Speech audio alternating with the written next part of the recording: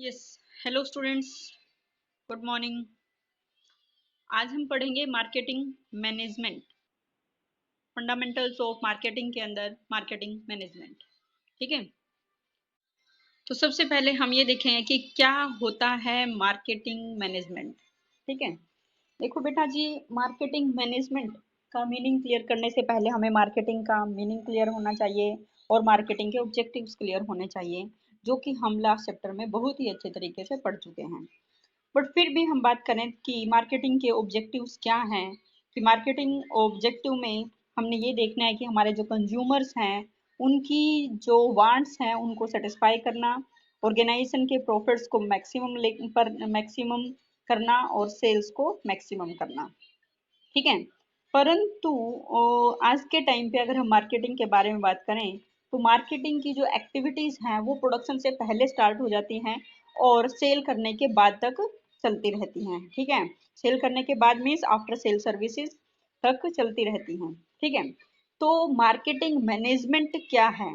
Marketing की जो activities हैं, विपणन की जो क्रियाएं हैं, उन क्रियाओं को बहुत ही अच्छे तरीके से पूर्ण करना मार्केटिंग मैनेजमेंट है। ठीक है, क्योंकि मैनेजमेंट भी ना, मार्केटिंग भी एक मार्केटिंग का मैनेजमेंट का एक पार्ट है। प्रबंध का वह भाग जिसका संबंध विपणन क्रियाओं से हो उसे विपणन प्रबंध कहा जाता है। जस्ट लाइक नेम इंडिकेट कर रहा है कि मैंने मार्केटिंग मैनेजमेंट, कि हमें मार्केटिंग का मैनेजमेंट करना है। मार्केटिंग स्टैंड्स फॉर मार्केटिंग की एक्टिविटीज, जो जो क्रियाएं हम कर रहे हैं उन क्रियाओं का मैनेजमेंट करना ही मार्केटिंग मैनेजमेंट है। ठीक है, तो कुछ स्पेसिफिक ऑब्जेक्टिव्स हैं, उन ऑब्जेक्टिव्स को पूरा करने के लिए अन्य व्यक्तियों से काम करवाने और उनके साथ मिलकर काम करने की जो कला होती है उसको हम क्या बोलते हैं? मैनेजमेंट कहते हैं। तो ऑब्वियस है कि मैनेजमेंट वह शाखा जिसका ऑब्जेक्टिव मार्केटिंग के ऑब्जेक्टिव्स को पूरा करना हो तो वो मार्केटिंग मैनेजमेंट बोला जाएगा। समझ आई बात? तो इसलिए कहता है कि मार्केटिंग की क्रियाओं को सुनियोजित ढंग से संपन्न करने के लिए मार्केटिंग मैनेजमेंट की आवश्यकता पड़ती है। ठीक है, तो विक्टर पी बोयल के अकॉर्डिंग विपणन प्रबंध किसी संस्था के संसाधनों अथवा बाजार अवसरों को ध्यान में रखकर, क्या कहा इन्होंने विक्टर के अकॉर्डिंग, कि मार्केटिंग मैनेजमेंट क्या है कि किसी ऑर्गेनाइजेशन के पास कौन कौन से रिसोर्सेज हैं। ठीक है, और मार्केटिंग में उस बिजनेस के लिए क्या क्या अपॉर्चुनिटीज हैं, तो अपने रिसोर्सेज को मार्केटिंग अपॉर्चुनिटीज को ध्यान में रखते हुए, ठीक है, और अपने रिसोर्सेज का बेस्ट यूटिलाइजेशन करते हुए मार्केटिंग के ऑब्जेक्टिव्स हैं, उनका मार्केटिंग गोल्स हैं, उनका निर्धारण करने तथा उन लक्ष्यों को पूरा करने हेतु जो जो क्रियाएं की जाएंगी उनकी प्लानिंग और उनका क्रियान्वयन ही क्या है? मार्केटिंग मैनेजमेंट है। समझ आई बात? कि हमने मार्केटिंग के ऑब्जेक्टिव्स को पूरा करना है। तो मार्केटिंग का ऑब्जेक्टिव क्या है? अभी हमने पढ़ा कि वो हमारे जो कंज्यूमर्स का सेटिस्फेक्शन। ठीक है, तो ऑब्वियस की बात है, सबसे पहले तो हमने स्वोट एनालाइज करना है। स्वोट एनालिसिस में क्या रहेगा कि हमारी स्ट्रेंथ क्या है, हमारी वीकनेस क्या है। ठीक है, इंटरनल और एक्सटर्नल दोनों सोर्सेज का पता लगाना होगा हमें। ठीक है, फिर उसके अकॉर्डिंग हमारी स्ट्रेंथ क्या है और मार्केट में अपॉर्चुनिटीज क्या है। ठीक है, तो उन सब को अपॉर्चुनिटीज को देखते हुए, अपने संसाधनों का बेटर यूटिलाइजेशन करते हुए, हमारे मार्केटिंग गोल्स को निर्धारित करते हुए और उन लक्ष्यों को पूरा करने के लिए जो जो क्रियाएं की जाएंगी उन सभी का हम किस में इंक्लूड करेंगे? मार्केटिंग मैनेजमेंट के अंदर इंक्लूड करेंगे। ओके, तो ऑब्वियस सी बात है कि मार्केटिंग, हेलो, तो मार्केटिंग मैनेजमेंट के अंदर मार्केटिंग की क्रियाओं के क्या करना है, वही देखो, जब वर्ड दे दिया मार्केटिंग और मैनेजमेंट, तो एक तरह से मार्केटिंग का मैनेजमेंट करना है। तो मार्केटिंग मैनेजमेंट के लिए भी वही मार्केटिंग से रिलेटेड हमने मैनेजमेंट के पांचों फंक्शंस को यूज करना है। ठीक है, वही planning, organising, directing, planning, organising, staffing, directing and controlling. ठीक है, तो अगर हम बात करें कि मार्केटिंग मैनेजमेंट क्या है, सामान्यतः प्रबंध का वह भाग है जो मार्केटिंग कंसेप्ट को क्रियान्वित कर संस्था के लाभों को प्राप्त करने में संबंध रखता है। क्लियर?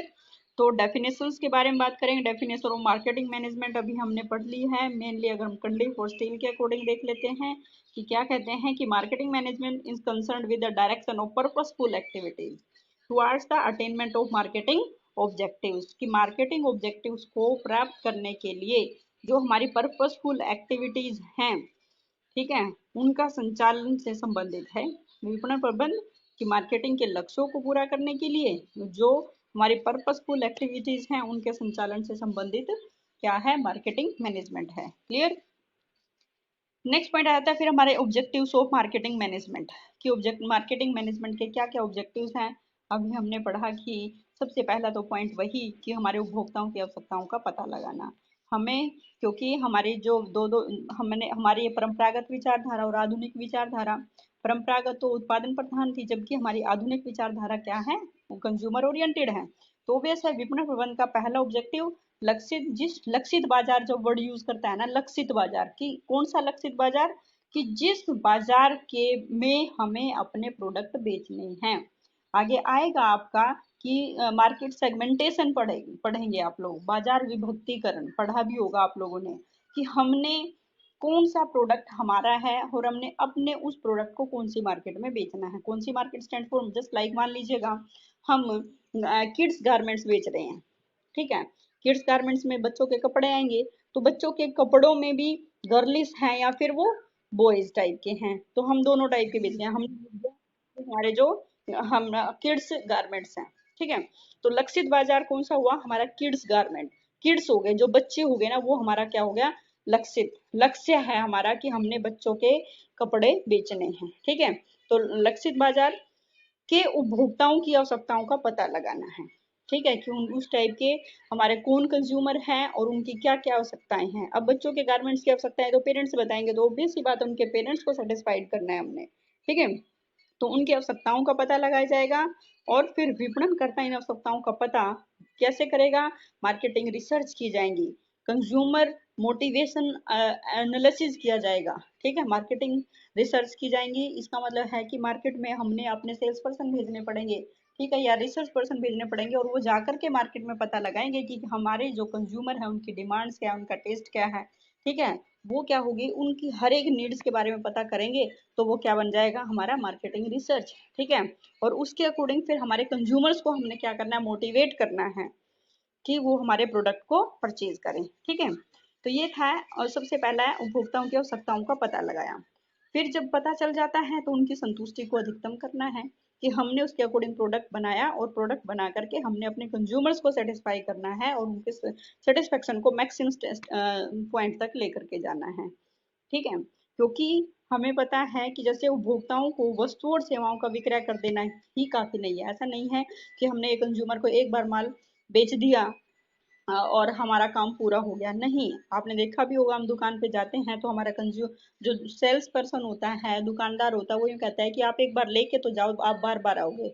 अब उसने इतने कॉन्फिडेंस से जो बात कही है, एक तरह से वो क्या है, वो अपने कस्टमर को सेटिस्फाइड करना चाहता है, ठीक है। तो इसलिए कहते हैं उपभोक्ताओं को सिर्फ वस्तु और सेवाओं का विक्रय कर देना ही काफी नहीं है, बल्कि अपने उपभोक्ताओं की संतुष्टि को अधिकतम करना भी है, ताकि वो जो कस्टमर सेटिस्फाइड होंगे वो उनके पास बार बार आएंगे, ठीक है ना। तो आज की जो हमारी मार्केटिंग एक्टिविटीज हैं वो कंज्यूमर्स की आवश्यकताओं के साथ शुरू होती है और उनके आवश्यकताओं की संतुष्टि पर समाप्त होती है, ठीक है। इसलिए वो मार्केटिंग की एक्टिविटीज, प्रोग्राम और पॉलिसीज इस प्रकार से बनाई जाए कि केवल कंज्यूमर्स को ही सेटिस्फेक्शन ना हो, बल्कि उनको संतुष्ट, उनकी जो संतुष्टि का जो स्तर है वो कंटिन्यू बढ़ता ही चला जाना चाहिए, ठीक है। तो इसके लिए क्या करेंगे, हम उनको आफ्टर सेल सर्विसेज प्रोवाइड करेंगे, जैसे गारंटी वारंटी की सुविधा प्रोवाइड करेंगे, धन वापसी की सुविधा की गारंटी, कि अगर आपको पसंद ना आए तो आप कोई बात नहीं, आप हमारा प्रोडक्ट वापस दे जाइएगा, पैसे ले जाएंगे या एक्सचेंज कर देंगे हम, ठीक है। प्रोडक्ट की गारंटी दी जाएगी और नए प्रोडक्ट के डिजाइन वही बोला जाएगा कि आपको नए नए प्रोडक्ट्स के डिजाइन दिए जाएंगे, ठीक है। तो ये सब क्या है, कंज्यूमर्स की सेटिस्फेक्शन को मैक्सिमम करने के लिए की जाने वाली एक्टिविटी। नेक्स्ट होगा मार्केटिंग विपणन, विपणन मिश्रण का निर्धारण करना, कि हमने अपने उपभोक्ताओं की आवश्यकताओं को अच्छे तरीके से संतुष्ट करने के लिए मार्केटिंग मिक्स तैयार करना पड़ेगा। इसके लिए क्या होगा कि हमें ऐसा नहीं है कि सिर्फ हम एक ही टाइप का प्रोडक्ट बनाएं, ठीक है, हमें मार्केटिंग मिक्स के लिए वो अपने बढ़ा भी होगा 4P यूज करने पड़ेंगे, ठीक है। मार्केटिंग इट मीन्स एक तरह अंदर भी पढ़े होंगे 4P, पढ़े थे ना। फर्स्ट P क्या है, product, price, promotion and physical distribution, ठीक है। पर्सनल सेलिंग में पढ़े होंगे। उसमें क्या है कि देखो हमें अपने मार्केटिंग मिश्रण के अंदर हमारे 4P आते हैं। सबसे पहला क्या होगा, ये हमारा क्या बोलते हैं उसको, competition exam point of view से भी एक बहुत ही इंपॉर्टेंट पॉइंट है कि 4Ps कौन कौन से होते हैं। First P is called product, ठीक है, कि जब तक हमारा प्रोडक्ट अच्छा नहीं होगा हमारा कंज्यूमर सेटिस्फाई नहीं होगा, ठीक है। सेकंड आ जाता है प्राइस, प्राइस भी हमारे प्रोडक्ट के अकॉर्डिंग ही होना चाहिए। थर्ड है प्रमोशन, कि हमने अपने प्रोडक्ट के प्राइस और प्रोडक्ट की क्वालिटी को ध्यान में रखते हुए उसकी सेल्स को इंक्रीज करना है, ठीक है। साथ में फिर हमने फिजिकल डिस्ट्रीब्यूशन, इट मीन्स हमने अपने प्रोडक्ट का फिजिकल डिस्ट्रीब्यूशन का मतलब क्या आता है, जैसे हमें घर घर जाके कई बार हम क्या करते हैं, आपने देखा भी होगा कि बहुत सारे कई बार आते हैं घर घर बेच सामान बेच कर जाते हैं ना, तो वो क्या है, वो फिजिकल डिस्ट्रीब्यूशन है, हमें घर बैठे ही हमारा प्रोडक्ट मिल जाता है, ठीक है। तो इस टाइप के जो तत्वों को भी मार्केटिंग के अंदर इंक्लूड करना चाहिए ताकि हमारा जो कंज्यूमर है उसकी आवश्यकताओं को हम पूरा कर सकें, ठीक है। नेक्स्ट होगा बाजार विभक्तीकरण की रीति नीति का निर्धारण करना। इसमें क्या रहेगा, to determine the segmentation strategy. अभी मैंने आप लोगों को बताया था कि मार्केट सेगमेंटेशन आएगा, वो क्या है, इसमें हमने अपने पूरे बाजार की आवश्यकताओं को पूरा नहीं कर सकते। अब आप यूँ देखो कि मार्केट में इतने सारे प्रोडक्ट्स अवेलेबल हैं, ठीक है, क्या हम अकेले, मान लीजिएगा मेरा बिजनेस है और मैं यूँ चाहती हूँ कि मैं हर एक टाइप का प्रोडक्ट बनाऊँ, मैं कपड़े से रिलेटेड भी काम करूँ, मैं शूज से रिलेटेड भी काम करूँ, ठीक है, हार्डवेयर से रिलेटेड भी, कंप्यूटर, हर टाइप का प्रोडक्ट मैं नहीं बना सकती। हमारे घर में कितनी सारी चीज़ें हैं, क्या सारी चीज़ें एक ही पर्सन या एक ही डीलर या एक ही बिजनेस पर्सन बेच रहा है, नहीं ना। तो ऐसा होता है कि एक अकेला बिजनेस पूरे मार्केट की जो आवश्यकताएं हैं उनको पूरा नहीं कर सकता, ठीक है, चाहे फर्म का आकार कितना भी बड़ा क्यों ना, चाहे वो पूरी कितनी भी बड़ी हो, पर वो पूरे मार्केट के अंदर इतनी सारी चीज़ें होती हैं, क्या वो हर एक चीज़ को पूरा कर पाएगा, नहीं कर पाएगा। इसलिए हर एक फर्म की अपनी कुछ लिमिटेशंस होती हैं, ठीक है। तो इसलिए क्या करना पड़ेगा कि मार्केटिंग मैनेजमेंट का जो मेन ऑब्जेक्टिव है वो पूरी मार्केट को छोटे छोटे पार्ट्स में डिवाइड कर देते हैं, ठीक है। वो कैसे, जैसे आयु वर्ग के आधार पर, मान लीजिएगा अब आप गारमेंट्स का ही ले लेते हैं, ठीक है, आयु वर्ग का के आधार पर मतलब एज फैक्टर, अभी मैंने कहा सबसे पहले किड्स गारमेंट, ठीक है, फिर यंग, फिर उसके बाद अडल्ट, ठीक है ना, और फिर उसके बाद ओल्ड एजर्स। अब हमारे हम किस टाइप के प्रोडक्ट, किस टाइप की एज के अकॉर्डिंग प्रोडक्ट बेच रहे हैं, ठीक है। हम सिर्फ बच्चों के गारमेंट्स बेच रहे हैं, हम सिर्फ लेडीज के गारमेंट्स ही बेचते हैं, हम सिर्फ जेंट्स गारमेंट ही बेचते हैं, हम सिर्फ फैशनेबल गारमेंट्स ही बेचते हैं, समझ रहे हैं, या फिर हम सिर्फ ओल्ड एजर पर्सन के गारमेंट्स ही बेचते हैं। तो ये क्या हो गया, ओल्ड आयु वर्ग के आधार पर, दूसरा आय स्तर के आधार पर, इनकम लेवल, हर एक पर्सन का हमारे पास हमारे 3 टाइप की सोसाइटी है, रिच, 3 से भी ज्यादा हो सकती है, रिच, हाई रिच, ठीक है, और तीसरा क्या है, मिडिल फैमिली, और चौथा क्या है, लो फैमिली, ठीक है। तो हम सब क्या है, तो हमें ये देखना है कि हम जो प्रोडक्ट बना रहे हैं वो कौन से टाइप की फैमिली के लिए बना रहे हैं। क्या हम हाई फाई ब्रांडेड प्रोडक्ट बना रहे हैं, अगर हम हाई फाई ब्रांडेड प्रोडक्ट बना रहे हैं तो ऑब्वियस है वो रिच फैमिलीज के लिए ही होंगे, तो उस टाइप की जो मार्केट है उसके लिए हमें लोकेशन भी उसी टाइप की चुननी पड़ेगी। ऐसा नहीं है कि मान लीजिए एक सिर्फ लोकल एरिया है और वहाँ ब्रांडेड प्रोडक्ट बनाना शुरू कर दें और ब्रांडेड प्रोडक्ट बेचना शुरू कर दें, तो क्या ब्रांडेड प्रोडक्ट लोकल एरिया के अंदर बिक जाएंगे। मान लीजिए अपने पीलू खेड़ा में एक बहुत बड़ा शोरूम खोल दें और वो बहुत ही महंगी क्वालिटी के प्रोडक्ट्स बेचते हैं, तो क्या ऐसा पॉसिबल है कि वहाँ उनके प्रोडक्ट बिक जाएंगे, नहीं, समझ रहे हैं ना आप लोग। तो उसके लिए उसी टाइप की हाई फाई सिटी का के अकॉर्डिंग ही हमें अपना प्रोडक्ट बेचना होगा। नेक्स्ट होगा फिर शिक्षा स्तर के आधार पर, अब हमारा जो प्रोडक्ट है वो किस लेवल का है, एजुकेशनल लेवल, वो अनपढ़ लेवल का है या फिर मतलब अब एजुकेशन के अंदर भी कई टाइप के आते हैं, तो सिर्फ हम स्कूल लेवल के जो बुक्स हैं या स्कूल लेवल यानी क्या है, शिक्षा के स्तर पर। मान लीजिएगा यूनिफॉर्म का ही हम बात कर रहे हैं, तो यूनिफॉर्म में अब एक तो हमें स्कूल गोइंग स्टूडेंट्स की ड्रेसेस का बेचनी है, एक हमें कॉलेज गोइंग स्टूडेंट्स की है, या फिर हम घरेलू बच्चों मतलब जो बच्चे स्कूल या घर पे रहने वाले जो बच्चे हैं उनकी टाइप की ड्रेसेस लेनी है, या हम घर पे पहनते हैं उस टाइप की ड्रेसेस हम बेचते, तो डिफरेंट टाइप के। ठीक है, तो ये सारे क्या है, मार्केट सेगमेंटेशन है। हमने अपने मार्केट को बांट दिया अलग अलग। वो किसके अकॉर्डिंग बटेगी, हमारे प्रोडक्ट के अकॉर्डिंग, हम अपने प्रोडक्ट किस टाइप का बना रहे हैं। समझ आई बात। तो बाजार विभक्तीकरण के अंदर क्या रहेगा कि इस की रीति नीति से जो हमारा जो लक्षित बाजार है, टारगेटेड मार्केट है, उसका हमें सबसे पहले आसान चयन करना आसान हो जाएगा। जब तक हम मार्केट सेगमेंटेशन नहीं करेंगे तब तक हमें ये नहीं पता होगा कि हमारा प्रोडक्ट हमें कहाँ पे बेचना है। ठीक है, तो ये भी हमारी मार्केटिंग मैनेजमेंट का एक मेन ऑब्जेक्टिव है। नेक्स्ट होता है फिर कस्टमर्स की संख्या में वृद्धि करना, to create new customers. Simple सी बात है, कोई भी ऑर्गेनाइजेशन है वो यही चाहती है कि जो उसके कस्टमर है मैक्सिमम से मैक्सिमम का हो। कस्टमर मैक्सिमम कब होंगे, जब हमारा कंज्यूमर सेटिस्फाइड होगा। ठीक है, इसलिए मार्केटिंग मैनेजर को क्या देखना है कि वो नए प्रोडक्ट नए कंज्यूमर्स को अपनी साइड आकर्षित करे और पुरानों को बनाए रखे। ठीक है, ऐसा नहीं है कि नए नए एक बार बस ये सोचते हैं कि हमने अपना प्रोडक्ट बस एक बार बेचना है। अरे एक बार बेच करके हम सिर्फ एक टाइम प्रॉफिट कमा पाएंगे, जो कि हमारा शॉर्ट टर्म प्रॉफिट होता है। हमें लॉन्ग टर्म प्रॉफिट चाहिए। लॉन्ग टर्म के लिए क्या होगा, हमें नए कस्टमर्स को भी अपनी साइड अट्रैक्ट करना है, और जो हमारे पुराने कस्टमर्स हैं उनको भी हमें अपने पास क्या रखना है, सेव रखना है और अपने साथ जोड़े रखना है। ठीक है, इट मीन्स उनको भी सेटिस्फाइड करके रखना है। नेक्स्ट होगा लाभों में वृद्धि करना। वहीं पर हर एक ऑर्गेनाइजेशन का एक मेन ऑब्जेक्टिव क्या है, लाभों को बढ़ाना होता है और हमारे जो प्रॉफिट की अमाउंट है उसमें इंक्रीमेंट करना है, इंक्रीज करना है। ठीक है, इससे क्या आता है, मार्केटिंग का जो ऑब्जेक्टिव है इससे अलग नहीं हो सकता। फर्म का विपणन विभाग ही है जो फर्म के लिए लाभ अर्जित करता है। ठीक है ना, कि मार्केट एक ऑर्गेनाइजेशन के लिए कि जो मार्केटिंग ही एक ऐसा डिपार्टमेंट है जो हमारे प्रॉफिट्स को मैक्सिमम कर सकता है। सिंपल सी बात है, आप देख सकते हो कि मान लीजिएगा हमारे ऑर्गेनाइजेशन के अंदर प्रोडक्ट बना दिया गया, मैन्युफैक्चरिंग बिजनेस है, प्रोडक्ट बन गया, तैयार हो गया, अच्छी क्वालिटी का है, बट हमने उसको कंज्यूमर तक नहीं पहुंचाया, कंज्यूमर्स को उसके बारे में नहीं बताया, इनमें एडवर्टाइजमेंट्स वगैरह नहीं की, फिर हमने कर भी दी, फिर कंज्यूमर हमको हमने सेटिस्फाइड नहीं किया। जो एडवर्टाइजमेंट वो भी मार्केटिंग का ही एक पार्ट आ जाता है।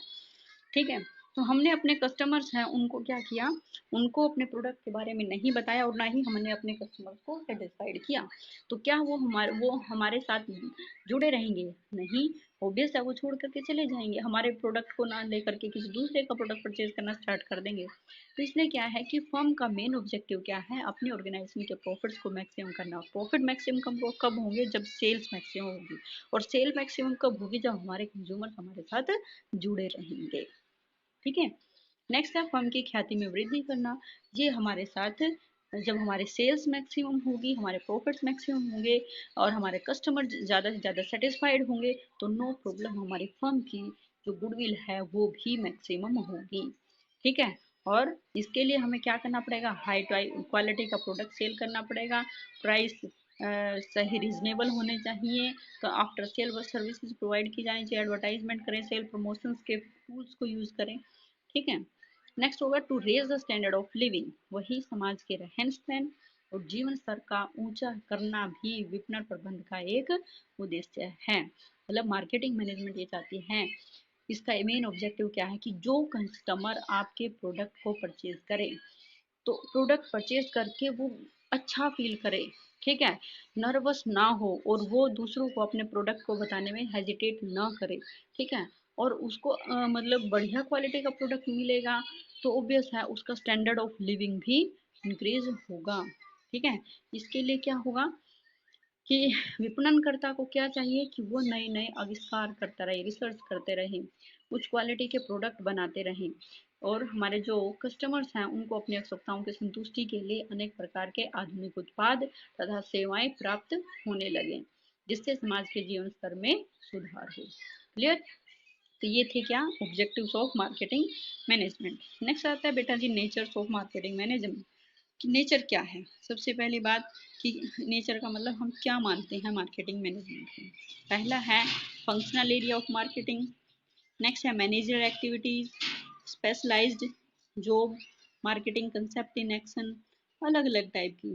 ठीक है, तो सबसे पहले हम बात करेंगे कि इसका नेचर कैसा है। फंक्शनल एरिया ऑफ मार्केटिंग, प्रबंध की क्रियात्मक शाखा। पर मार्केटिंग प्रबंध हमारी मैनेजमेंट का ही एक पार्ट है और मार्केटिंग के कार्यों के संचालन और प्रबंध से रिलेटेड है। कंडी फॉस्टिल क्या कहते हैं कि मार्केटिंग मैनेजमेंट सामान्य प्रबंध की वह शाखा है जो विपणन लक्ष्यों की प्राप्ति हेतु उद्देश्यपूर्ण क्रियाओं के निर्देशन से संबंध रखती है। ठीक है, नेक्स्ट होता है मैनेजरल एक्टिविटियां। हमने अभी पढ़ा कि हमारी मार्केटिंग मैनेजमेंट का ही एक पार्ट है, मतलब मैनेजमेंट का एक पार्ट है मार्केटिंग मैनेजमेंट। इसमें मैनेजमेंट की क्रियाओं के प्लानिंग, ऑर्गेनाइजिंग, स्टाफिंग, डायरेक्टिंग, वो सभी क्रियाएं की जाएंगी। ठीक है, नेक्स्ट होगा स्पेशलाइज जॉब। ऑब्वियस है मार्केटिंग विपणन क्रियाओं के सही परफॉर्मेंस के लिए प्रोडक्ट मार्केट की विशेष जानकारी होनी चाहिए, कंज्यूमर्स के बिहेवियर के बारे में जानकारी होनी चाहिए, उनकी क्या टेस्ट हैं, क्या प्रेफरेंसेस हैं, कंज्यूमर कैसे बिहेव करता है, हमारी गवर्नमेंट की क्या क्या पॉलिसीज हैं, किस टाइप का एनवायरनमेंट अवेलेबल है। ये सारी बातें अगर हमें इन पर दृष्टि रखी जाए तो ये एक प्रबंध का एक वैज्ञानिक कार्य बन जाता है। ठीक है, नेक्स्ट होगा मार्केटिंग कंसेप्ट इन एक्शन। अगर हम क्रिया के बारे में बात करें तो मार्केटिंग मैनेजमेंट क्या है, क्रियात्मक क्रिया के रूप में है। क्यों? क्योंकि इसमें वो सभी एक्टिविटीज शामिल होंगी जो कि मार्केटिंग, जो फर्म की मार्केटिंग विचारधारा को पूरा करती है। और विचारधारा क्या है? हमारे ऑब्जेक्टिव्स, हमारे जो कस्टमर हैं, कंज्यूमर्स हैं, उनकी बढ़ती आवश्यकताओं का पता लगाना और उनकी आवश्यकताओं को संतुष्टि प्रदान करना।